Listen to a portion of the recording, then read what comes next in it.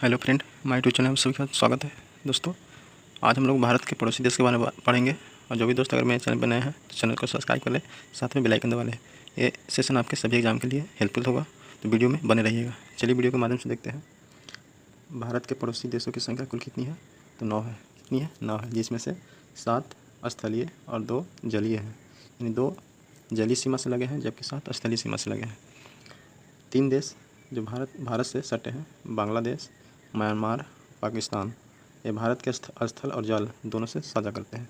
यानी बांग्लादेश, म्यांमार और पाकिस्तान 3 ऐसे देश हैं जो भारत के साथ स्थलीय और जलीय दोनों सीमा से साझा करते हैं। भारत के स्थलीय सीमा से लगे 7 देश हैं।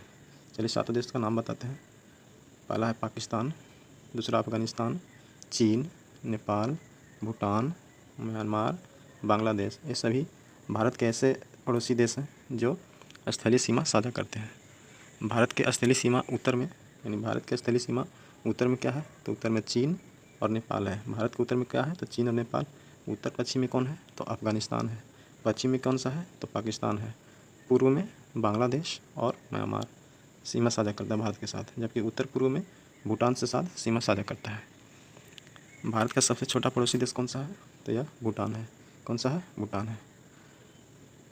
भारत की सबसे लंबी अंतर्राष्ट्रीय सीमा किस देश के साथ है?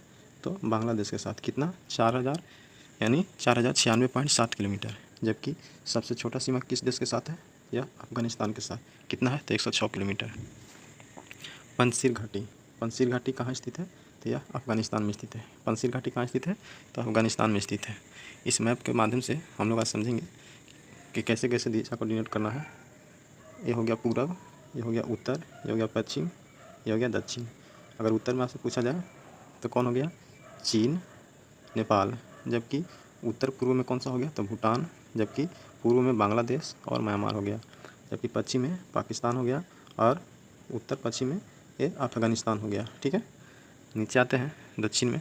तो दक्षिण में श्रीलंका हो गया। कौन सा हो गया? तो दक्षिण में श्रीलंका। ये देखिए श्रीलंका दिख रहा होगा। और एक इंडोनेशिया है जो कि ये अंडमान निकोबार के क्षेत्र में पड़ता है। ठीक है। तो ये सभी भारत के पड़ोसी देश हैं और ये जलीय और स्थलीय दोनों के साथ सीमा साझा करते हैं। आगे है भारत के जलीय सीमा से लगे 2 देश कौन कौन से हैं? तो मालदीव और श्रीलंका। कौन कौन से? मालदीव और श्रीलंका है। भारत का निकटतम समुद्री यानी समुद्री पड़ोसी देश कौन सा है? तो श्रीलंका है, जिसका पुराना नाम सिलोन है। तो आपसे पूछा जाए कि श्रीलंका का पुराना नाम क्या है? तो सिलोन है। क्या नाम है? सिलोन। पाक जल संधि। कौन? पाक जल संधि। और उसी को क्या बोलते हैं? मन्नार की खाड़ी। पाक जल संधि को ही दूसरा नाम क्या है? तो मन्नार की खाड़ी। यह कहाँ स्थित है? तो यह तमिलनाडु में स्थित है। और यह किसको अलग करता है? तो भारत को श्रीलंका से अलग करता है।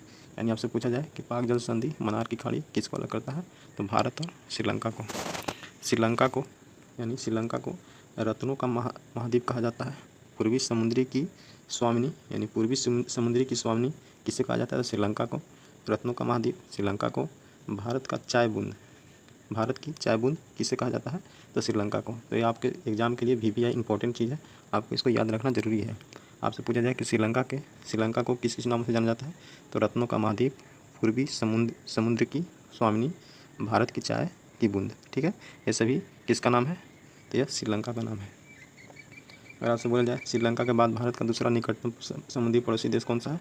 तो इंडोनेशिया है। कौन है? इंडोनेशिया, जो निकोबार द्वीप के समूह यानी निकोबार में स्थित है। और निकोबार में भी कौन निकोबार में? तो ग्रेट निकोबार में स्थित है। किसमें? ग्रेट निकोबार में स्थित है। भारत के कुल 16 राज्य, यानी भारत के कुल 16 राज्य और 2 केंद्र शासित प्रदेश जो जम्मू कश्मीर और लद्दाख, ये पड़ोसी देशों की सीमा लगे हैं। यानी भारत के साथ 16 राज्य और 2 केंद्र शासित प्रदेश पड़ोसी देशों के साथ सीमा साझा करता है, यानी टोटल 18 देशों के साथ। ठीक है। भारत देश की सीमाएं प्राकृतिक एवं मानव निर्मित 2 प्रकार की हैं। यानी भारत की सीमाएं जो हैं प्राकृतिक भी हैं और मानव द्वारा निर्मित भी हैं। चलिए इसको देखते हैं। मानव निर्मित सीमा में कुछ सीमाएं अध्यारोपित हैं। क्या है?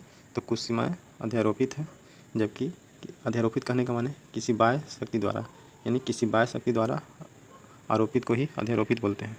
जैसे आपसे पूछा जाए कि अध्यारोपित में कौन आते हैं? तो भारत और कौन से? तो भारत और पाकिस्तान के मध्य सीमा जो है ये अध्यारोपित सीमा है। कैसी है?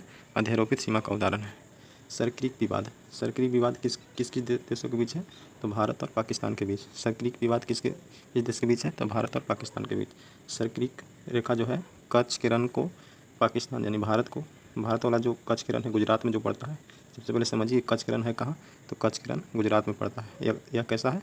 तो यह दलदली क्षेत्र है यानी दलदली भूमि है जो पाकिस्तान से अलग करता है, यानी भारत को पाकिस्तान से सरक्रीक रेखा कच्छ के रण के माध्यम से अलग करता है। ठीक है। रेड क्लिफ भारत और पाकिस्तान के बीच ये चीज़ है, यानी आपसे पूछा जाए कि रेड क्लिफ रेखा भारत और पाकिस्तान के बीच सीमा रेखा है, जिसका निर्धारण 15 अगस्त 1947 ईस्वी को सर जॉन रेड क्लिफ द्वारा किया गया था। किसके द्वारा किया गया था? तो 15 अगस्त 1947 को सर जॉन रेड क्लिफ के द्वारा किया गया था। और रेड क्लिफ किस देश के बीच है? तो भारत और पाकिस्तान के बीच है। ठीक है। भारत का भूभाग जो पाकिस्तान के कब्जे में है उसको क्या बोलते हैं? तो पीओके बोलते हैं, जिसको पाक अधिकृत कश्मीर बोलते हैं। क्या बोलते हैं? पाक अधिकृत कश्मीर। पीओके की राजधानी कहाँ है? तो मुजफ्फराबाद है। पीओके की राजधानी कहाँ है?